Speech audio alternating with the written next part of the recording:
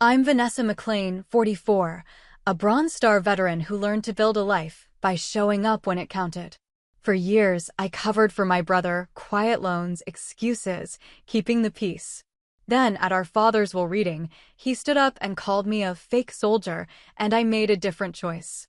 Have you ever been dismissed or humiliated by someone you cared for? Share your story in the comments. You're not alone. Before I get into it, tell me where you're tuning in from.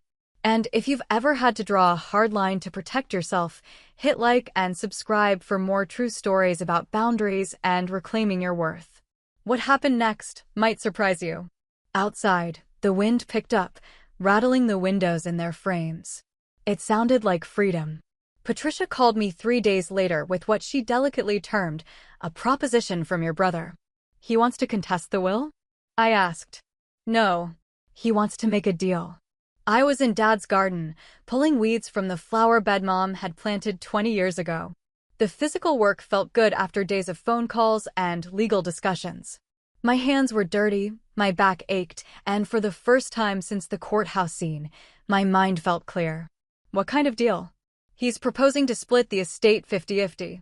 House, investments, personal property, everything except the business interests your father specifically designated for him. In exchange, he withdraws any public claims about your military service, and we all move forward quietly. I sat back on my heels, studying the roses Mom had babied through decades of harsh winters. Some of them were struggling now, without her careful attention, but others had grown wild and strong. He thinks I'll give him half the inheritance to make this go away? That appears to be his assumption. The audacity was breathtaking. Charles had publicly humiliated me, questioned my service record, and attempted to steal my inheritance based on lies he'd spent years constructing. Now he wanted to be rewarded for his failure with half of what the court had legally awarded to me. What's his timeline on this generous offer? He'd like an answer by Friday. He's apparently concerned about the media attention. Of course he was. The story had been picked up by several military blogs and veteran advocacy sites. Local man challenges sister's military service, loses inheritance, wasn't exactly the headline Charles had been hoping for when he decided to make the will reading a public event. Tell him no. Vanessa, I have to advise you that family will contests can be expensive and emotionally draining, even when you're likely to win. Sometimes a negotiated settlement serves everyone's interests better. Patricia, I've been negotiating with Charles my entire life. I've been settling for less than I deserved, accepting partial payment for full service, compromising my own interests to keep peace in the family. That ends now. She was quiet for a moment. All right. I'll convey a response. And Patricia? If he wants to contest the will officially, tell him he's welcome to try. But he should know that the classified documentation the court reviewed was only a summary. The complete file is much more comprehensive. After I hung up, I continued working in the garden, thinking about the years of compromises that had brought us to this point. Every time I'd settled for partial payment, every time I'd accepted Charles's version of events to avoid conflict, every time I'd chosen peace over justice, I'd been teaching him that my boundaries were negotiable. The lesson had taken so well that he'd assumed even federal court decisions were subject to his revision. My phone buzzed with messages from relatives as word of Charles's generous offer spread through the family network. Uncle Jim thought I should consider it for the sake of family harmony. Aunt Linda believed splitting things evenly was only fair. Cousin Beth reminded me that money wasn't worth destroying relationships over. None of them mentioned that Charles had chosen to destroy our relationship when he'd stood up in court and called me a fake soldier. None of them acknowledged that his generous offer was actually an attempt to profit from his own cruelty. The family pressure intensified over the following days. Charles had clearly orchestrated a campaign, mobilizing relatives to contact me with variations of this same message. Be reasonable, think about family, don't let money come between siblings. Each conversation followed the same script, suggesting Charles had briefed them on which arguments might be most effective. Your parents would be heartbroken to see you two fighting like this, Cousin Beth told me during what she described as a casual check-in call. My parents would be heartbroken to know Charles called me a fake soldier in public court, I replied. Well, yes, But you know how Charles gets when he's emotional. He didn't really mean it. But he had meant it. That was the point everyone seemed determined to miss. Charles hadn't made an offhand comment or lost his temper in the heat of the moment. He'd planned this attack, prepared his accusations, and chosen the most public possible venue to deliver them. The cruelty had been calculated and deliberate. "I think you should take the deal," my friend Jessica told me over lunch. "Not because you owe him anything, but because this whole situation is eating you alive." She wasn't wrong. I'd been sleeping poorly, snapping at colleagues, unable to concentrate on simple tasks.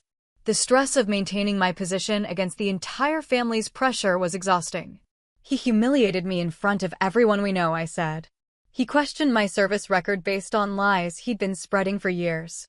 And now I'm supposed to reward him for it. You're supposed to take care of yourself. And holding on to anger isn't taking care of yourself." But it wasn't anger I was holding on to. It was boundaries. For the first time in my adult life, I was refusing to compromise my own interests to make other people comfortable. The discomfort everyone was feeling wasn't my responsibility to fix. Friday came and went without a response from me to Charles's offer. Patricia called that evening to report that Charles was disappointed but not surprised by my silence.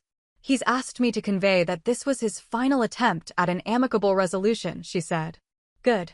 I'm tired of his attempts at amicable resolution.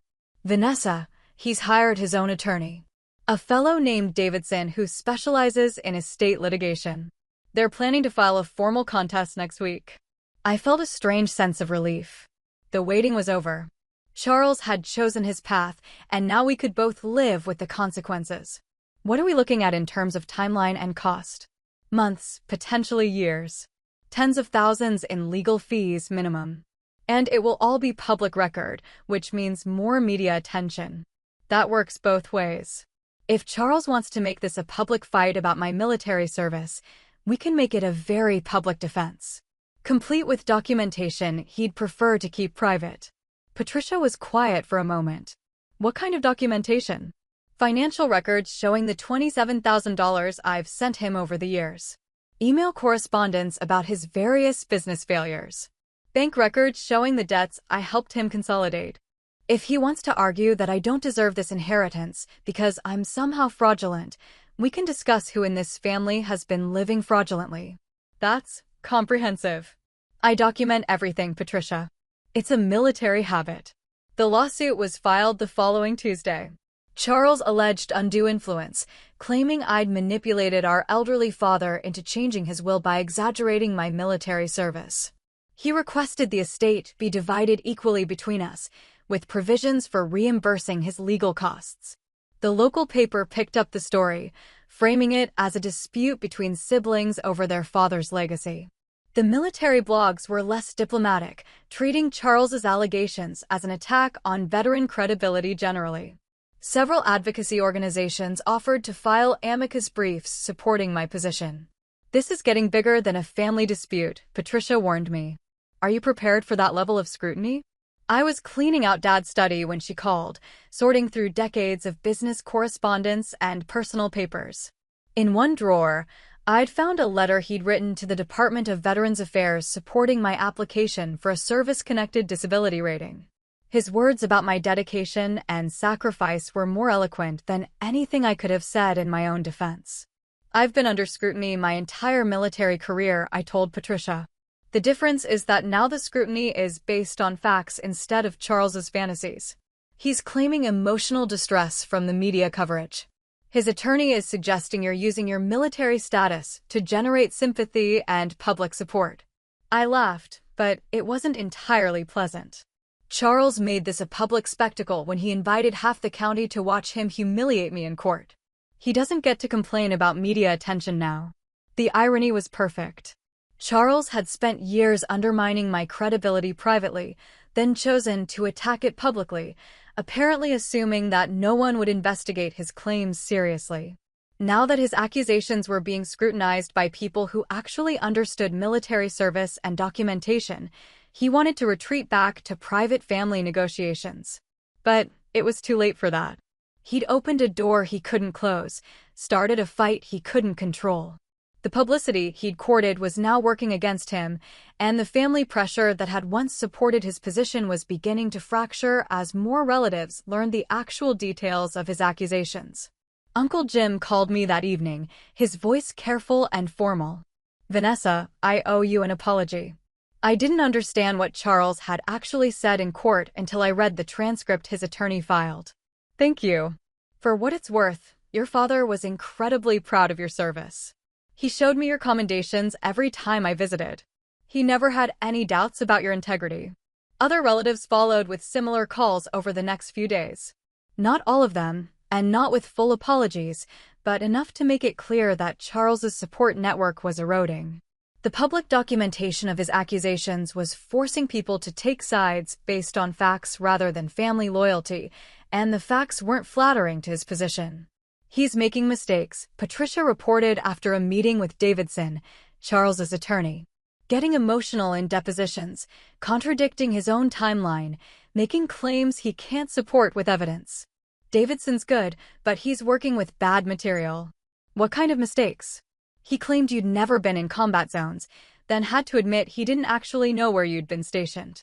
He alleged that your commendations were routine administrative awards, then couldn't explain the classified briefing requirements mentioned in your personnel file. He's essentially arguing from ignorance, and it shows." I wasn't surprised. Charles had always been careless with details when he was angry, assuming his confidence would carry him through situations his preparation couldn't handle. It had worked in family contexts where people wanted to believe him. It was failing spectacularly in legal contexts where evidence mattered more than charm. The case stretched through the fall and into winter, generating periodic headlines as new motions were filed and dismissed. Charles's position became increasingly desperate as his original allegations were systematically dismantled by documentation he'd never seen and couldn't challenge. "Davidson wants to discuss settlement," Patricia told me in December. "Charles is willing to withdraw the contest and accept the will as written." "In exchange for what?" "Nothing. He just wants out." I was decorating the Christmas tree in what was now legally my living room, hanging ornaments Mom had collected over 40 years of marriage. Each one held memories of holidays when Charles and I had been allies rather than adversaries, when family had meant protection rather than betrayal. "Tell Davidson we'll accept Charles's withdrawal of the contest," I said. "But I want a formal apology. Public, on the record, acknowledging that his allegations about my service were false and harmful." "Vanessa, he's not going to agree to that. Then he can continue with the lawsuit. His choice." It took Charles 3 weeks to make his decision. The apology, when it came, was grudging and minimal, but it was public and legally binding. He withdrew his contest of the will, acknowledged that his allegations had been based on incomplete information, and expressed regret for any damage to my reputation. It wasn't enough, but it was something. More importantly, it was over. The inheritance was secure, my service record was vindicated, and Charles's credibility was permanently damaged by his own choices. I spent New Year's Eve alone in the house, not from loneliness, but from choice. For the first time in my adult life, I wasn't managing anyone else's crisis or cleaning up anyone else's mistakes. I was simply living my own life on my own terms, with boundaries that were mine to set and maintain. The silence was profound and peaceful. It sounded like justice. Charles tried to rebuild our relationship that spring. It started with a card for my birthday, the first he'd remembered to send in 5 years. The message was carefully neutral. "Hope you have a wonderful day. Looking forward to better times ahead." I didn't respond. Not out of cruelty, but out of clarity. The lawsuit had revealed the depth of his resentment and the calculated nature of his campaign against me. Those weren't the kinds of feelings that disappeared with a legal settlement. They were the kinds of feelings that waited for better opportunities. 3 weeks later, he called directly. I let it go to voicemail, then listened to his message while making coffee in the kitchen where we'd once been allies. "Vanessa, I know things got out of hand with the legal stuff. I was grieving Dad, making bad decisions, listening to the wrong people. But we're family. We've always worked things out before. The wrong people was interesting.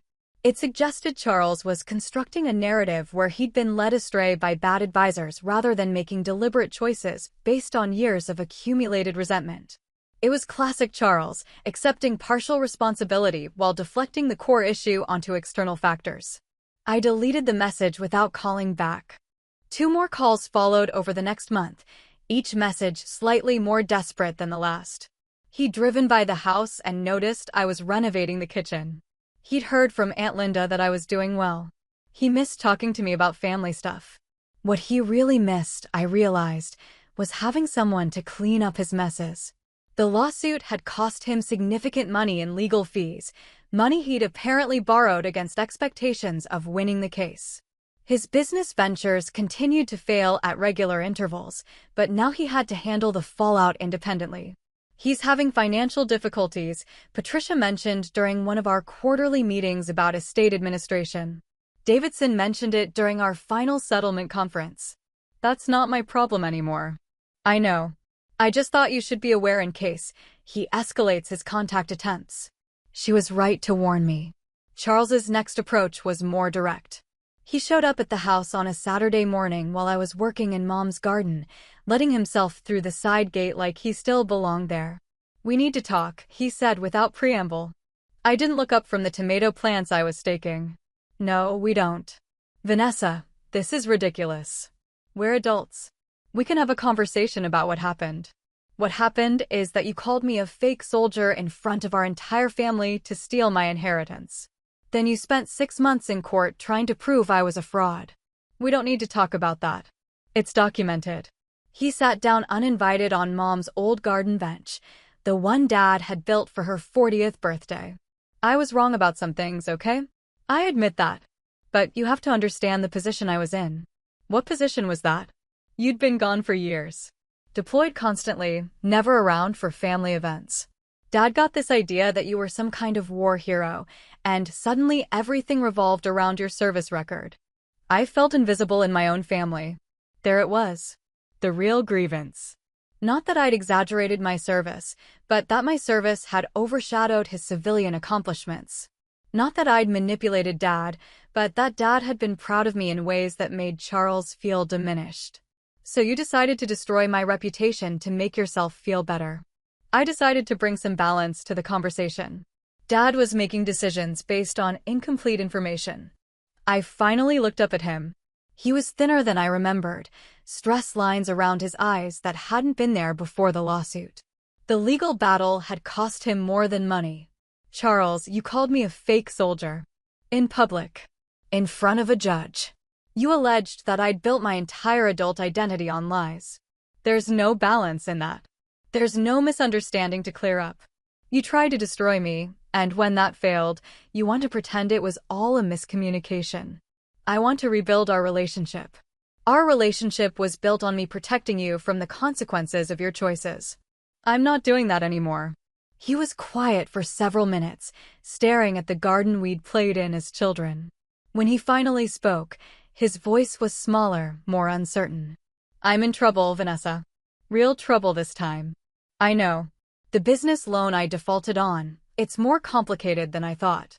There might be criminal charges. I need help." Of course he did. This wasn't about rebuilding our relationship or making amends for his behavior. This was about recruiting me for another rescue mission, another crisis requiring my immediate intervention. What kind of help? Financial, mostly. And maybe character references. People who can vouch for my integrity explain that I'm not usually the kind of person who calls his sister a fake soldier to steal her inheritance. He flinched. Who gets involved in complex business arrangements he doesn't fully understand. I stood up, brushing dirt from my knees. "Charles, I vouched for your integrity for 20 years. I co-signed loans, sent money, made excuses, covered for mistakes. Then you stood up in court and told everyone I was a fraud. My vouching days are over. So you're just going to abandon me? I'm going to let you handle your own problems. Like an adult. Vanessa, please. I know I screwed up, but I'm drowning here. You're the only family I have left." The manipulation was so familiar it was almost comforting. Charles in crisis, appealing to family loyalty, promising this time would be different if I'd just help him one more time. But the dynamic had changed. I wasn't the person who'd spent 20 years afraid to disappoint him anymore. You had family, Charles. You chose to sacrifice that relationship for money you weren't entitled to. Now you want the relationship back to solve problems the money was supposed to fix. That's not how it works. I walked toward the house, leaving him sitting on Mom's bench in the garden where we'd once been children together. At the back door, I turned around. Charles, you spent years convincing our family that I was dishonest, that my service was exaggerated, that I couldn't be trusted with important decisions. You were very effective. So effective that now, when you need someone to vouch for your character, you can't understand why the person whose character you destroyed doesn't want to help you. I never said you couldn't be trusted with important decisions. You said I couldn't be trusted with Dad's inheritance. In court. Under oath. With reporters present. He had nothing to say to that. I went inside and locked the door, leaving Charles alone with the consequences of his choices for the first time in his adult life. He called twice more that week, both calls going directly to voicemail. I didn't listen to the messages. Whatever crisis he was facing, whatever help he needed, whatever promises he was making about changed behavior and rebuilt trust, none of it was my responsibility anymore. That felt strange at first. The absence of crisis management left a void in my schedule that I wasn't sure how to fill. But gradually, the space filled itself with other things. Volunteer work with veteran organizations. Renovations to the house that reflected my preferences rather than family compromises. Relationships with people who valued my contributions without questioning my credibility. 6 months later, Patricia called with an update on Charles's legal situation. The criminal charges had been dropped, but he'd declared bankruptcy and lost his remaining business assets. He'd moved in with a cousin upstate, apparently planning to start over in a new location with a different approach. He asked Davidson to convey his appreciation for your discretion during his difficulties, she told me. My discretion? You didn't speak to reporters about his financial problems or personal history. He's grateful for that. I wasn't sure whether to laugh or be insulted. Charles was grateful that I hadn't publicly humiliated him during his legal troubles, after he'd publicly humiliated me during mine. The fact that he thought my restraint was noteworthy said everything about how he would have behaved in my position. Did Davidson say anything else? Charles wanted you to know that he's learned from his mistakes and hopes someday you can find a way to forgive him. Tell Davidson that forgiveness isn't the issue. Trust is. And trust, once broken the way Charles broke it, doesn't get rebuilt with apologies and good intentions. It gets rebuilt with years of consistent behavior that demonstrates actual change. Should I expect him to contact you directly about that? No. Charles doesn't have years of patience for rebuilding anything. He wants immediate solutions to immediate problems. When he realizes that repairing our relationship would require sustained effort over a long period with no guaranteed outcome, he'll find something easier to pursue. I was right. Charles never contacted me about rebuilding trust or demonstrating change. He sent one final card at Christmas, a generic season's greetings with no personal message, then disappeared from my life as completely as I'd disappeared from his. The extended family eventually stopped asking when we were going to reconcile, stopped suggesting that holidays weren't the same without both McLean's siblings present, stopped treating our estrangement as a temporary misunderstanding that time would heal.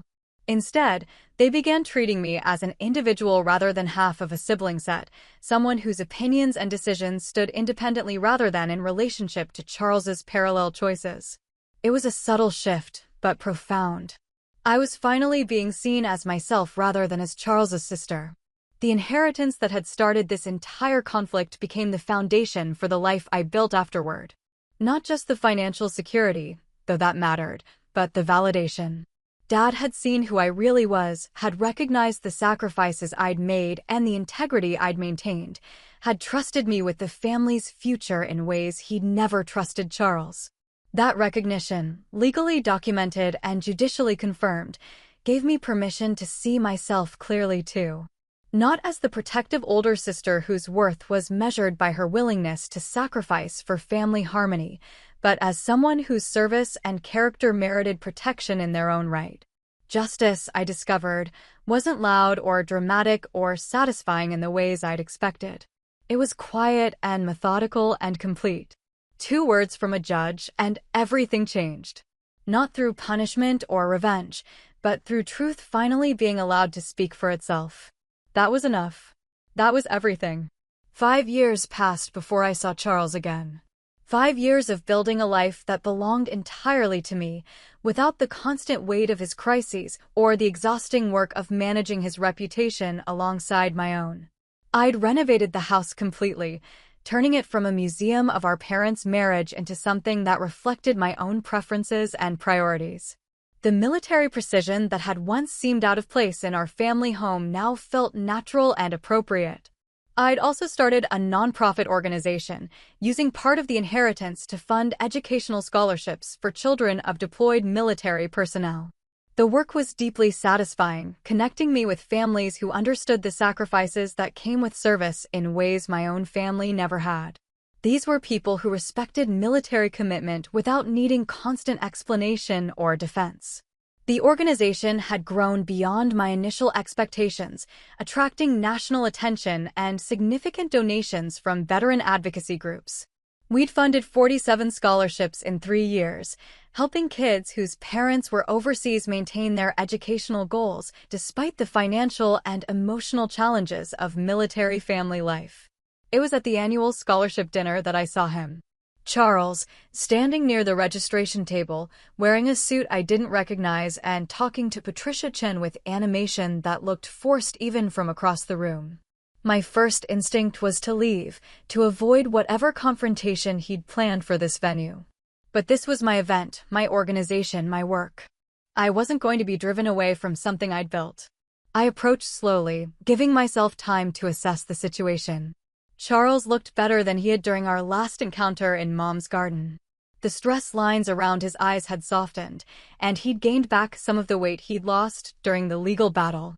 Success agreed with him, apparently, though I couldn't imagine what success he might have achieved.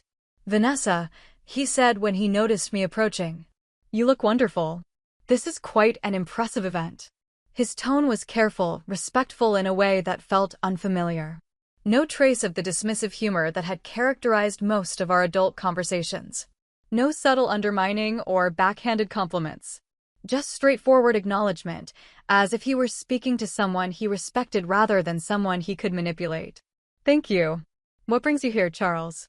"I wanted to make a donation to the scholarship fund. And I was hoping we could talk, if you have a few minutes." Patricia appeared at my elbow, her expression professionally neutral, but her body language protective. "Vanessa, the keynote speaker needs to do a sound check in 10 minutes. "This will be quick," Charles said. "I promise." I studied his face, looking for signs of the calculation that had driven our previous interactions. But he seemed genuinely nervous, almost vulnerable in a way I hadn't seen since we were children. "All right. 10 minutes. We found a quiet corner of the hotel lobby, away from the dinner preparations and scholarship recipients. Charles sat across from me in a leather chair that dwarfed him slightly, making him look younger than his 42 years. "I've been following your work with the organization," he began. "It's remarkable what you've accomplished." "Thank you. I mean that sincerely.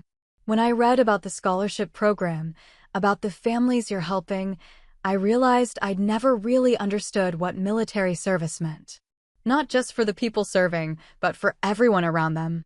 I waited for the qualification, but that would reveal his true agenda. It didn't come. "I've been in therapy," he continued, the words coming out in a rush like he was afraid he'd lose courage if he slowed down. "For 3 years now.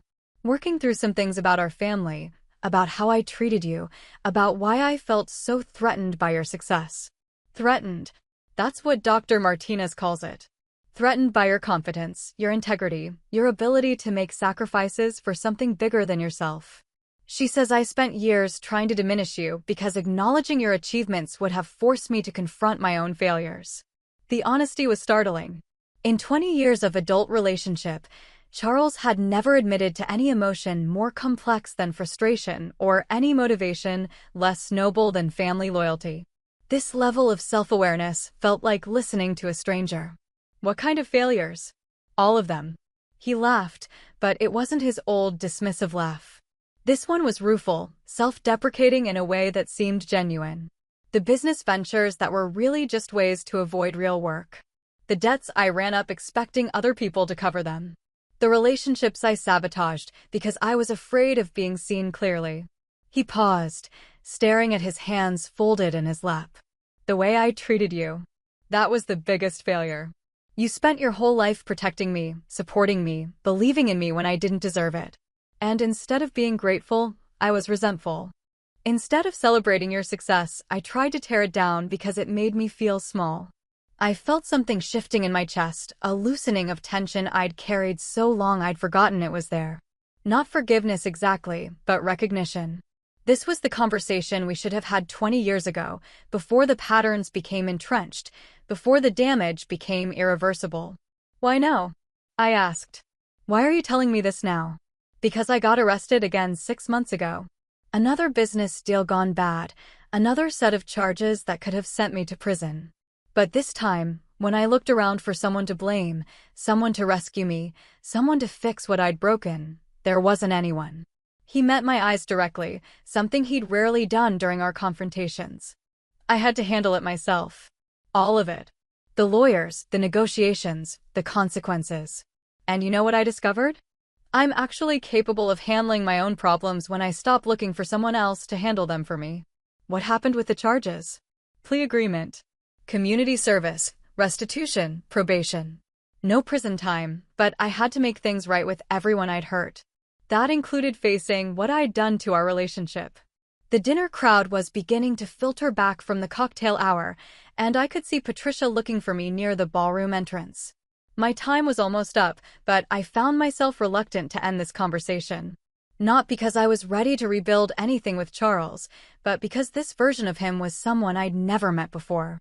I'm glad you're taking responsibility for your choices, I said. That's important progress. Vanessa, I know I can't undo what I did. I know calling you a fake soldier in court, trying to steal your inheritance, spending years undermining your reputation, those aren't things you get over with an apology and some therapy insights. No, they're not. But I want you to know that I see it clearly now. I see how much I hurt you, how much damage I did to our family, how completely I betrayed everything you'd done for me. And I'm sorry. Not because I want something from you, but because you deserve to hear it. He reached into his jacket pocket and pulled out an envelope. This is a check for the scholarship fund. It's not much, but it's everything I can afford right now. I wanted to contribute to something you'd built, something that helps people the way you always helped people. I took the envelope but didn't open it. Charles, I appreciate this, but a donation doesn't change what happened between us. I know. I'm not trying to buy forgiveness or pretend we can go back to being siblings like none of this happened. I just wanted to do something positive in your name instead of something destructive. Patricia appeared beside our table. Vanessa, we really need to start. I stood, still holding the envelope. I have to go. I know. Charles stood too, extending his hand formally. Thank you for listening. And congratulations on all of this. Dad would be incredibly proud. The handshake was brief and professional, like something that might happen between business associates rather than siblings. But it felt honest in a way our relationship had never been, free of the manipulation and resentment that had characterized our interactions for decades. I walked back to the dinner, Charles's envelope in my hand, wondering what to do with this unexpected encounter. The keynote speech went well, the scholarship recipients were inspiring, the donors were generous. But throughout the evening, I found myself thinking about the conversation in the lobby. Later that night, alone in my hotel room, I opened the envelope. The check was for $5,000, made out to the scholarship fund with a memo line that read, "In honor of Vanessa McLean's service." It represented a significant sacrifice for someone rebuilding his life after bankruptcy, more meaningful than larger donations I'd received from people for whom the amount was negligible. But it was the letter folded behind the check that surprised me most. Vanessa, it began, I've written this letter dozens of times over the past 2 years, trying to find words that could adequately express my regret for what I did to you and our family. I've finally realized that no words are adequate, which is why I've focused instead on changing my behavior and taking responsibility for my choices. You asked me once why I felt so threatened by your success, and I gave you the therapy answer about feeling diminished by your confidence. That's true, but it's not complete. The real reason I resented your military service was that it represented everything I wasn't brave enough to be. You chose to serve something larger than yourself. You made sacrifices for principles you believed in. You accepted risks and hardships because you thought they mattered. I chose comfort, convenience, and personal benefit every time I faced similar choices. Your example made my choices look selfish and small, which they were. Instead of learning from your example, I tried to destroy it. Instead of using your inspiration to become a better person, I used my energy to convince everyone that you weren't as good as you appeared. I turned your greatest strength into a weapon against you, and I did it systematically over many years. I want you to know that I understand the full scope of what I did. It wasn't just about the inheritance, though that's where it culminated. It was about undermining your reputation, questioning your integrity, making you doubt yourself, and turning our family against you. It was sustained cruelty disguised as sibling rivalry. You don't owe me forgiveness. You don't owe me a relationship. You don't owe me anything. I'm writing this because you deserve to know that someone sees clearly what you sacrificed for our family and what I cost you in return. I hope your organization continues to grow and help more families. I hope you find peace and satisfaction in the life you've built. And I hope someday you can think about our childhood without the pain I added to it later. Your brother, Charles. I read the letter 3 times, looking for hidden agendas or manipulative language. But it seemed genuinely straightforward, an acknowledgement of harm done without requests for absolution or promises of changed behavior.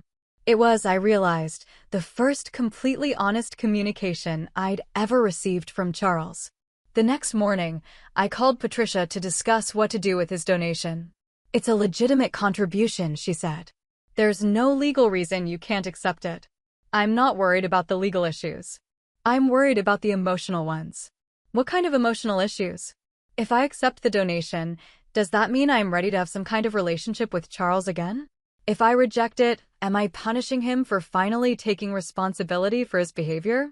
I don't know what message either choice sends. Patricia was quiet for a moment. Vanessa, you've spent most of your adult life managing other people's interpretations of your choices. Maybe the message you send matters less than the choice that feels right to you. She was correct, as usual. I'd been so focused on how Charles might interpret my response that I hadn't considered what response would be most authentic to my own values and priorities. I deposited the check and sent a brief acknowledgement note to the address he'd provided. Thank you for your donation to the scholarship fund. Your contribution will help a military family pursue educational opportunities. Best regards, Vanessa. It was professional, appropriate, and final. Not cold, but not warm. Not rejecting his attempt at amends, but not inviting further contact. It felt honest, which was more than our relationship had been in decades. Charles didn't respond to the note, which told me everything I needed to know about whether his apology had been genuine. He'd made his gesture, expressed his regret, and moved on with his life without expecting or demanding reciprocal gestures from me. That restraint, more than anything else, suggested he might actually have learned something from therapy and experience. 6 months later, I heard through Aunt Linda that Charles had moved to Oregon, where he'd found steady work with an environmental consulting firm. Nothing glamorous or entrepreneurial, just reliable employment that allowed him to meet his financial obligations and rebuild his credibility. He was apparently dating someone, a teacher who had no connection to our family drama and no knowledge of our history. He seems different, Aunt Linda told me during one of our quarterly phone calls. Quieter. More thoughtful.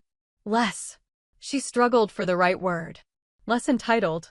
I suggested. Yes, exactly. Like he's finally grown up. I felt a complicated mixture of emotions hearing about Charles's apparent transformation. Relief that he was taking responsibility for his life. Sadness that it had taken 42 years and near criminal consequences for him to develop basic adult functioning. Regret that we'd lost so many years to patterns we'd been too stubborn or afraid to challenge earlier. But mostly, I felt gratitude. Gratitude that I'd held my boundaries when the pressure to compromise had been overwhelming. Gratitude that I'd chosen my own integrity over family harmony. Gratitude that I'd learned to value my own judgment more than other people's comfort. The inheritance that had precipitated our final break had become the foundation for work that gave my life deeper meaning than any family relationship ever had. The isolation that had felt so painful during the legal battle had evolved into independence that felt empowering rather than lonely. The reputation that Charles had tried to destroy had been rebuilt stronger and more authentic than it had ever been before. Sometimes justice wasn't about punishment or revenge or even reconciliation. Sometimes justice was simply about truth being allowed to prevail over manipulation, integrity being valued over convenience, and people being held accountable for their choices regardless of family loyalty or social pressure. The two words the judge had whispered in that courthouse 5 years ago had changed everything, but not in the dramatic way I'd expected at the time. The real change had been quieter and more gradual, built through hundreds of small decisions to prioritize my own well-being over other people's expectations. I was 44 years old, living in the house where I'd grown up, running an organization that reflected my deepest values, surrounded by people who respected my contributions without questioning my credibility. It wasn't the life I'd planned when I was young, but it was better than anything I could have imagined back then. And Charles? Charles was learning to build his own life on his own terms, finally accepting responsibility for his choices without expecting anyone else to manage the consequences. It had taken a family crisis and a legal battle and years of therapy to get him there, but he'd arrived at a place where he could be honest about his failures and committed to doing better. We weren't siblings anymore, not in any meaningful sense. Too much damage had been done, too much trust had been broken, too much time had passed. But we were both finally living authentic lives, no longer trapped in patterns of protection and resentment that had served neither of us well. That felt like resolution, if not reconciliation. That felt like justice, even if it wasn't revenge. That felt like the ending our story had always been heading toward, once we were both brave enough to tell the truth about who we'd really been all along. I should have seen it coming at Thanksgiving dinner 3 years ago. The way Charles leaned back in Dad's old chair, swirling his wine like he owned the place. Mom had just finished telling everyone about my latest deployment, her voice bright with pride, when he cut in with that laugh. Not cruel exactly, but dismissive. "Come on, Mom. Vanessa's playing dress-up with the government. It's not like she's out there fighting real wars." The table went quiet. Uncle Jim shifted in his seat. Aunt Linda studied her plate. I felt the familiar tightness in my chest, the same feeling I'd had as a kid when he'd tell his friends I was adopted, just to watch me cry. "It's important work," I said quietly. "Sure it is." He raised his glass in a mock toast. "Here's to my sister, the weekend warrior." Mom tried to smooth it over, changing the subject to his new business venture. Charles had always been good at redirecting attention back to himself. That night, I helped clear dishes while he held court in the living room, regaling Dad with stories about his latest investment opportunities. "He doesn't mean it," Mom whispered as we loaded the dishwasher. "You know how he gets when he's had a few drinks." But I knew better. Charles had been testing boundaries since we were children, seeing how far he could push before someone pushed back. The difference now was that I wasn't a scared little girl anymore. I was a decorated officer with clearance levels he couldn't imagine, but to him, I'd always be the sister who needed protecting. The pattern continued at Christmas. Small comments about military benefits being cushy government handouts. Jokes about how I probably spent my deployments filing paperwork in air-conditioned trailers. Each dig landed with surgical precision, designed to diminish without seeming overtly hostile. "You're being sensitive," he'd say if I called him out. "I'm just teasing." But there was nothing playful in the way he questioned my service record in front of our cousins, or how he'd interrupt my stories from overseas with skeptical looks. He was building a case, laying groundwork for something I couldn't quite see yet. The rail warning came at Easter dinner. Dad had been talking about updating his will, mentioning how proud he was of both his children. Charles's jaw tightened imperceptibly. Later, as we cleaned up, he cornered me in the kitchen. "You know, Vanessa, Dad's getting older. Sometimes he gets confused about things." "What's that supposed to mean?" "Just that he might not remember everything accurately." "About your service, I mean." The stories change each time he tells them. I stared at him. My service record is documented, Charles. It's not a story. Of course. He smiled, but it didn't reach his eyes. I just think it's important to be honest about what really happened over there. For everyone's sake. That's when I understood. He wasn't just questioning my credibility for sport anymore. He was positioning himself for something bigger. The inheritance. Dad's estate wasn't enormous, but it was substantial enough to matter. The house, the investments, the family business interests. Charles had always assumed it would flow naturally to him as the son, the businessman, the one who'd stayed close to home. My military service complicated that narrative. It made me look responsible, selfless, worthy. It gave me claim to being the child who'd served something larger than herself while he'd served only his own interests. In his mind, my reputation had to be destroyed for his inheritance to be secure. The attacks became more frequent after that. At Mom's birthday party, he questioned whether I'd actually been in combat zones or just support areas. At Dad's retirement celebration, he wondered aloud if all those medals really meant what people thought they meant. Each comment was carefully calibrated, delivered with just enough humor to maintain plausible deniability. You're paranoid, my friend Jessica told me over coffee. Brothers say stupid things sometimes. But I'd learned to trust my instincts in dangerous situations. The threat assessment was clear. Charles was working systematically to undermine my credibility with the family. He was gathering allies, feeding doubt, creating space for his version of events to take root. The enablers made it worse. Distant relatives who barely knew me started treating me differently, their smiles more forced, their questions more pointed. Had I really been overseas as long as I claimed? Were those commendations as significant as they sounded? Charles's campaign was working. I tried confronting him directly once. What are you trying to accomplish with all this? I don't know what you mean. The comments. The implications. What's your endgame? He looked genuinely confused, which made it worse. Vanessa, I'm not trying to hurt you. I just think our family deserves honesty. Dad's putting you on this pedestal, and I'm not sure it's entirely deserved. Not deserved. Look, I'm not saying you didn't serve. But the hero worship thing, it's gotten out of hand. You were a logistics officer, not Rambo. There it was. In his mind, my service had been inflated beyond recognition by family pride and military propaganda. He genuinely believed I was exaggerating my contributions, trading on unearned valor for personal gain. The worst part was that he seemed to think he was protecting the family from my deception. I stopped trying to defend myself after that. Every protest just fed his narrative that I was defensive because I had something to hide. Instead, I documented everything. Every conversation, every slight, every undermining comment. I built my own case file, knowing that someday, somehow, the truth would matter. Dad passed suddenly that winter. A heart attack in his sleep, peaceful but unexpected. At the funeral, Charles delivered a beautiful eulogy about family loyalty and staying true to your roots. He barely mentioned my service, except to note that I'd managed to come home safely. The message was clear. I'd been away while he'd been present, distant while he'd been devoted. We'll get through this together, he told me at the reception, his hand on my shoulder like we were united in grief. But I saw the calculation in his eyes, the quiet satisfaction of someone whose long game was finally paying off. The will reading was scheduled for the following week. Charles seemed confident, almost cheerful, as we walked into the courthouse together. He'd invited what felt like half the extended family, turning what should have been a private moment into a public event.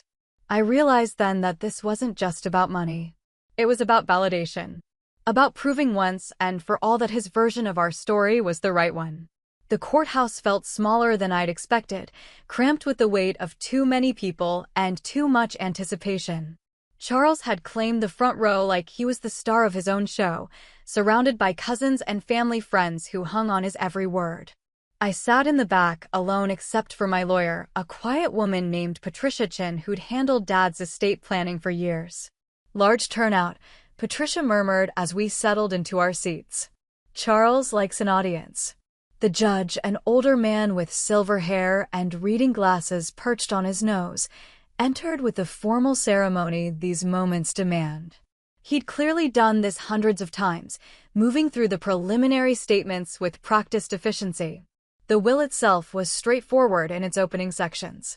Small bequests to various relatives, charitable donations, the usual administrative details that settle a life's final business. Then came the main provisions. To my son Charles, the judge read, his voice carrying clearly through the suddenly silent room, I leave the family business interests and associated properties, with the understanding that he will maintain the legacy our family has built. Charles nodded slightly, accepting what he'd always considered his birthright. A few relatives smiled and whispered congratulations. I felt nothing, having expected this outcome.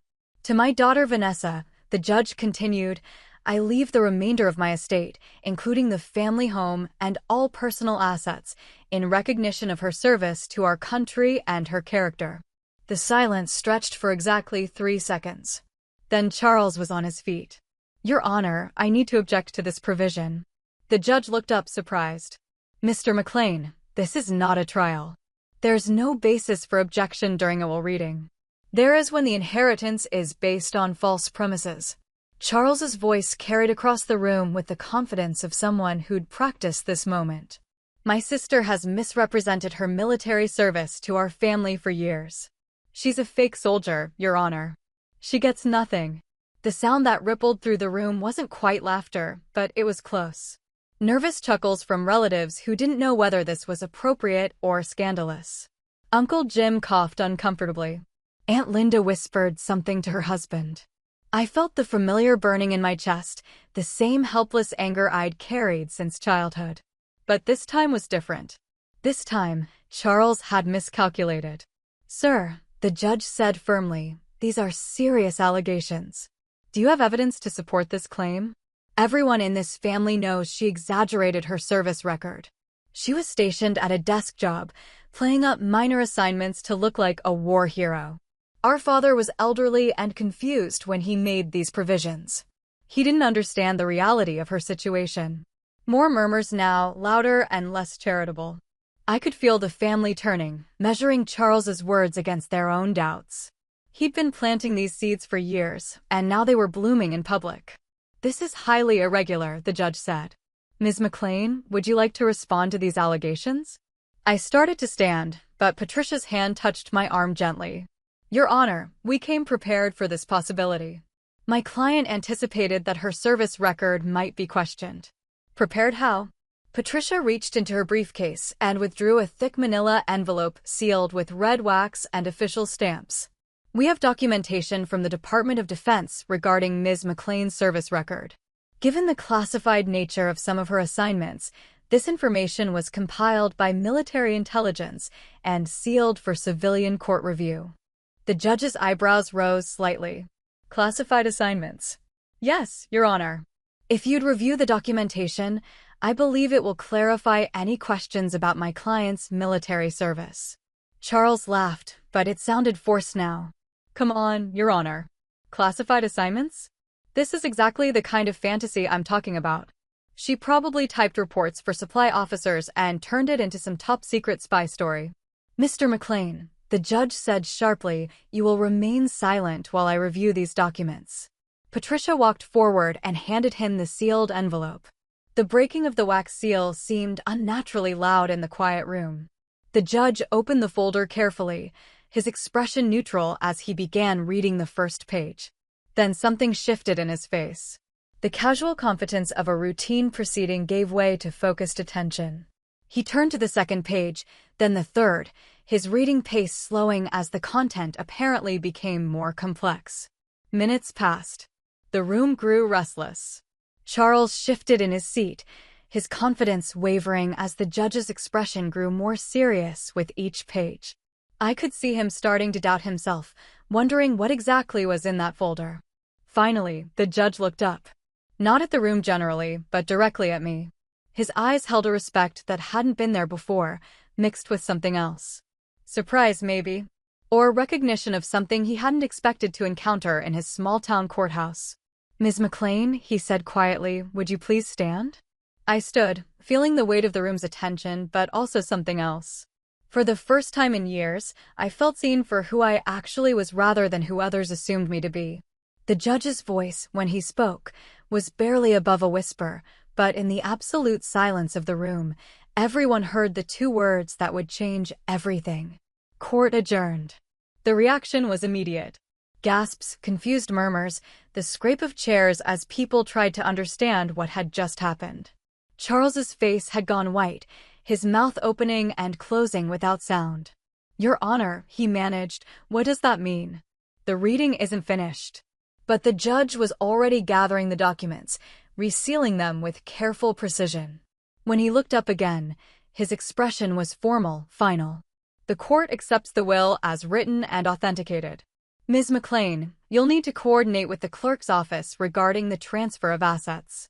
Mr. McLean, I suggest you speak with your attorney about any further questions." He stood and walked out, leaving behind a room full of confused relatives and one very pale brother. The inheritance was mine. All of it, except for the business interests Dad had specifically designated for Charles. The house, the investments, the personal assets. Everything Charles had assumed would flow to him by right of gender and proximity had just shifted to me in two quiet words. Patricia packed her briefcase with calm efficiency. "We should go," she said softly. "Let them process this privately." As we walked toward the exit, I could hear Charles behind us, his voice rising in pitch and desperation. "This is insane. She can't just walk away with everything. There has to be an appeal process. This has to be illegal somehow." But I didn't turn around. For the first time in my life, I didn't need to defend myself against my brother's accusations. The truth had finally spoken for itself, and it had been loud enough to silence everyone else in the room. We protected him from everything when we were kids. Not just the neighborhood bullies, though there were plenty of those. Charles had always been small for his age, quick with his mouth but slow with his fists, the kind of kid who could talk his way into trouble but never fight his way out. I was 11 when Tommy Brewster cornered Charles behind the school cafeteria. 3 years older and twice as wide, Tommy had been waiting for an excuse to flatten someone, and Charles had apparently given him one with a comment about Tommy's lunch money techniques. I found them just as Tommy was pulling back his fist. "Pick on someone your own size," I yelled, stepping between them. Tommy laughed. "You're smaller than he is." But I bite harder. I didn't actually bite him. But I did kick him in the shins hard enough to make him hop around cursing while Charles and I ran for the safety of the playground monitors. That night at dinner, Charles told Mom and Dad how his brave big sister had saved him from the school bully, making me sound like some kind of superhero. "Vanessa always looks out for her little brother," Dad said, ruffling my hair. "That's what family does." It became our pattern. Charles would get himself into situations, and I would get him out. When he accidentally broke Mom's favorite lamp with his football, I told her I'd done it while dusting. When he forgot about his science project until the night before it was due, I helped him build a volcano that actually worked. When he got caught cheating on his math test in 8th grade, I tutored him every night for months until his grades improved enough that the teacher forgot about the incident. "You don't have to do this," he told me once, but not with much conviction. "Yes, I do. We're family." The protecting continued into high school, though the problems got more complex. Charles was popular in the way that careless, charming people often are, but he had terrible judgment about which parties to attend and which girls to date. I became expert at extracting him from situations before they spiraled completely out of control. When he totaled Dad's car senior year, driving drunk after a party I'd specifically warned him not to attend, I was the one who called the tow truck and got him home before our parents woke up. I paid for the repairs with money I'd saved from my part-time job at the grocery store, and when Dad asked about the damage, I told him I'd scraped against a post in the school parking lot. "I owe you big time," Charles said, but he never paid me back. Not the money, not the favor, not the lie I'd told to protect him. College separated us physically, but not emotionally. He went to state on Dad's dime to study business, while I earned a partial scholarship to a smaller school where I could double major in international relations and Arabic studies. Even from a distance, I found myself managing his crises. Late-night phone calls about failed classes, emergency loans to cover expenses he couldn't explain to our parents, advice about professors and girlfriends, and career choices he never seemed able to make independently. "You should let him solve his own problems," my roommate Vanessa with an H told me. "He's never going to learn if you keep rescuing him." But I couldn't stop. It felt like abandoning him, and abandoning Charles felt like betraying everything our parents had taught me about loyalty and responsibility. Besides, I was good at fixing things. It gave me purpose, made me feel needed in a family where Charles was the charming one and I was the serious one. The military changed everything, though I didn't realize it immediately. Basic training stripped away all the comfortable assumptions I'd carried about what I could and couldn't do. For the first time in my life, I was surrounded by people who didn't know me as Charles's protective older sister. I was just Vanessa McLean, and I had to prove myself on my own merits. I thrived in ways that surprised everyone, including myself. The structure, the mission focus, the clear expectations, all of it clicked with something deep in my personality that civilian life had never quite accessed. When I called home after graduation, I felt different. Stronger. More independent. "You sound like a soldier," Charles said during one of our conversations. "I am a soldier." "I mean, you sound harder. Less like my sister." But I was still his sister. When he dropped out of business school Charles' year to pursue what he called entrepreneurial opportunities, I wired him $2,000 from my military pay to help cover his expenses while he figured things out. When his first business venture failed spectacularly, leaving him with debt and no clear prospects, I co-signed a loan he needed to get back on his feet. "This is temporary," he promised. "I just need to catch a break." The breaks never came, but the requests for help continued. Each deployment brought new emergencies requiring immediate financial assistance. His rent, his car payment, his credit card bills, his investment losses. I sent money regularly, considering it my contribution to family stability while I was overseas and unable to help in other ways. Dad never asked where Charles was getting the money to maintain his lifestyle, despite his inconsistent employment. I think he preferred not to know. It was easier to believe his son was finally becoming responsible than to acknowledge that his daughter was subsidizing his independence from halfway around the world. The irony wasn't lost on me. While Charles lived comfortably in the family home, dating casually and pursuing business schemes that never quite materialized, I was sleeping in barracks and eating MREs and dodging mortars in places whose names I couldn't mention in letters home. But somehow, in our family's mythology, I was the one who'd taken the easy path. Military benefits are so generous these days, Aunt Linda mentioned during one of my rare visits home. All that free housing and healthcare. It's like permanent vacation. I didn't bother correcting her. What would be the point? The family had constructed a narrative where my service was comfortable and Charles's civilian struggles were noble. My job was to maintain that narrative, not challenge it. So I smiled and nodded and sent another check when Charles called about his latest crisis. The resentment built slowly, so gradually that I didn't recognize it until it was too big to ignore. It started during my third deployment, when Charles called to complain about Dad pushing him to find more stable employment. "He doesn't understand that I'm building something bigger than just a regular job," Charles said. "I'm trying to create generational wealth for our family." Generational wealth built with my military salary, I thought, but didn't say. "Maybe you could talk to him," he continued. "He listens to you." That's when I understood. I wasn't just protecting Charles anymore. I was enabling him. Every crisis I resolved, every check I sent, every excuse I made, it all allowed him to avoid the consequences of his choices while taking credit for the successes I'd made possible. But I kept protecting him anyway, because that's what family did. Because abandoning him felt like admitting failure. Because changing the pattern would require confronting truths about our relationship that neither of us was ready to face.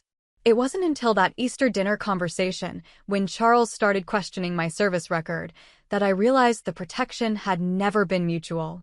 I'd spent 20 years covering for his mistakes, funding his dreams, and defending his reputation. But when my credibility was on the line, when my service was being minimized and dismissed, Charles wasn't just failing to protect me. He was leading the attack. The drive home from the courthouse was silent. Patricia had offered to come with me, but I needed the solitude to process what had just happened. My phone buzzed constantly, family members trying to reach me with questions, congratulations, demands for explanation. I turned it off. The family home felt different when I walked through the front door. Larger somehow, though nothing had changed since Dad's funeral. The furniture was still arranged exactly as Mom had left it before she passed 5 years ago. Dad's reading chair still held the indent from his body, his bookmark still marking his place in a biography he'd never finish. But it was mine now. All of it. The house where we'd grown up, where Charles had broken windows and I'd covered for him, where I'd tutored him through high school math and he'd promised to pay me back someday. The irony was almost too much to bear. I made coffee and sat in Dad's chair, letting the weight of the day settle around me. The sealed dossier had changed everything, but I couldn't stop thinking about the years that had led to this moment. All those small compromises, all those times I'd chosen loyalty over truth, protection over confrontation. My phone rang just after sunset. Charles, of course. I let it go to voicemail, then listened to his message while staring out at the backyard where we'd built forts and played soldier and promised always to take care of each other. Vanessa, we need to talk. This whole thing is insane. I don't know what kind of stories you told that lawyer, but this isn't over. Dad would never have wanted this. He would never have wanted our family torn apart over money. Call me back. 3 more calls followed, each message more desperate than the last. In the final one, his voice cracked slightly. Look, I know things got heated in court today. But we're family, Vanessa. We've always worked things out. We can work this out too. But we couldn't work this out, and we both knew it. He crossed a line when he stood up in that courtroom and called me a fake soldier in front of our entire extended family. He'd weaponized 20 years of trust and sacrifice, turning my service into a punchline for his own purposes. I found myself walking through the house, room by room, remembering all the moments that had brought us to this point. The den where I'd helped him with his homework. The kitchen where I'd lied to Mom about the broken lamp. The basement where I'd hidden his marijuana before our parents' anniversary party. Each memory felt tainted now, recontextualized by the understanding that none of it had ever been reciprocal. The guest room had always been mine when I was home on leave. Military-issued precision in a house full of comfortable chaos. My ribbons and commendations were displayed on the dresser, the visible evidence of a career Charles had spent years diminishing. I picked up my Bronze Star, remembering the day it had been awarded, the ceremony Dad had been so proud to attend. I don't understand what she actually did to earn this, Charles had told a cousin at the reception afterward. The military gives out medals for everything these days. He'd been planting doubt even then, I realized. Preparing the ground for today's assault. How long had he been planning this? How many family conversations had he steered toward questioning my service? How many relatives had he convinced that my reputation was inflated? My laptop was still set up on the guest room desk. I opened it and pulled up my banking records, scrolling through years of transfers to Charles's account. $27,000 over 8 years. Not counting the loan I'd co-signed, the debts I'd helped him consolidate, the business ventures I'd funded without expecting return. I'd been subsidizing his lifestyle while he'd been undermining my reputation, paying for the privilege of being dismissed and diminished by someone who owed his stability to my sacrifice. The numbers were damning, but they weren't the worst part. The worst part was remembering how grateful he'd always seemed when I'd helped him. The relief in his voice, the promises to pay me back, the assurances that this time was different, that this crisis was the last one. You're the best sister anyone could ask for, he'd tell me after each rescue. I don't know what I'd do without you. But he'd been planning for a future without me, hadn't he? A future where his credibility mattered more than mine, where his version of our story took precedence over the truth.